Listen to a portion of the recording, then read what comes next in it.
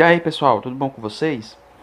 Bom, então a gente vai falar hoje do capítulo 6, tá? Página 128 aí do livro, Estado Moderno, Absolutismo e Mercantilismo. Então a gente vai iniciar falando de como que os reis se fortaleceram e a partir desse fortalecimento dominaram a região e aí formaram as monarquias nacionais. Então, dentre as monarquias nacionais, a gente vai falar da Inglaterra, França, nesse primeiro momento. Depois a gente vai falar de Portugal e Espanha. São as quatro nações que vão se fortalecer e se formar aí nesse contexto da Europa, onde vai agora partir para as grandes navegações. Tá? Então a gente vai dar início falando da formação dessas monarquias. Então, o que era esse fortalecimento do rei, do poder real? Então, quando o rei, a gente viu lá na Idade Média que a Europa ela se formou em feudos. Então, depois da queda do Império Romano, vários nobres vão ter esse poder e aí o poder descentralizado vai dar início ao feudalismo. Então, vão surgir ali vários feudos, vários senhores feudais. E aí, um desses senhores feudais vai se sobrepor aos demais. E aí, através de ajuda política, através de conquistas militares. Então eles vão começar a se sobrepor e se intitular rei. E aí vão, de certa forma, se unir com a Igreja Católica para poder aumentar esse poderio. Né? Então a gente viu que com o surgimento das feiras, surgiram os primeiros burgos e aí surge uma nova classe social que é a burguesia. Então essa burguesia ela vai ter cada vez mais prestígio na sociedade. E aí o rei, vendo essa possibilidade, vai se unir com a burguesia para poder impor a sua autonomia perante os outros senhores feudais. Então agora ele vai começar a ganhar mais prestígio. Então aqui a burguesia ela passa a apoiar o rei por meio de doações e empréstimos. Então o rei começa a angariar fundos, dinheiro, para poder se sobrepor. E aí ele começa a impor a sua autoridade perante os outros nobres. E aí vai cobrar o juramento de fidelidade somente a ele que se caracteriza como rei.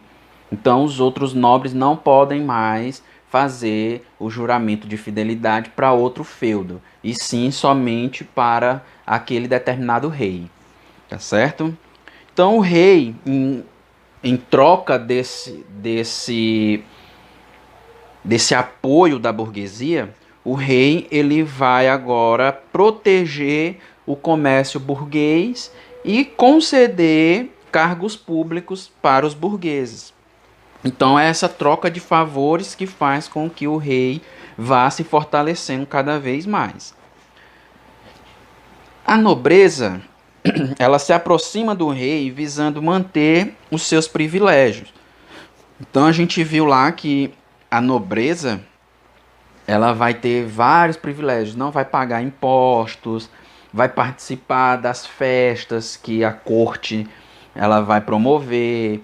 Então tudo isso daí vai ser mantido para os nobres. E por isso que eles, olhando a imagem do rei, eles vão ser a favor desse rei para não perder esses privilégios.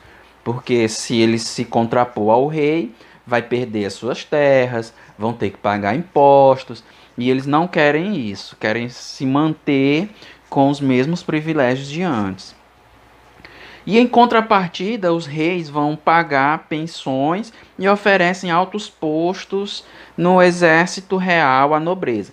Então, quando a gente vê aqueles filmes da Idade Média, onde o cavaleiro é exaltado, é um nobre, então vem desse período aqui.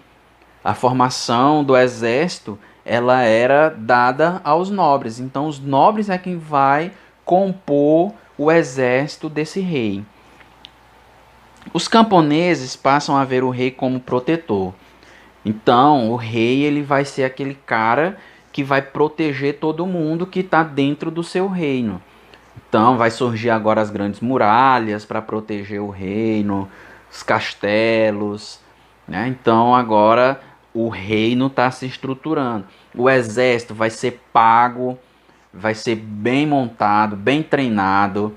O rei ele vai garantir esse exército, coisa que antes um feudo não tinha tanto dinheiro para poder bancar um exército, e às vezes um exército até se rebelava contra o seu senhor feudal. Agora não, agora como são o exército é formado pelos nobres, então agora o exército vai ser leal, vai ser bem pago, vai participar das festas que o rei promove, então vai ter toda essa garantia.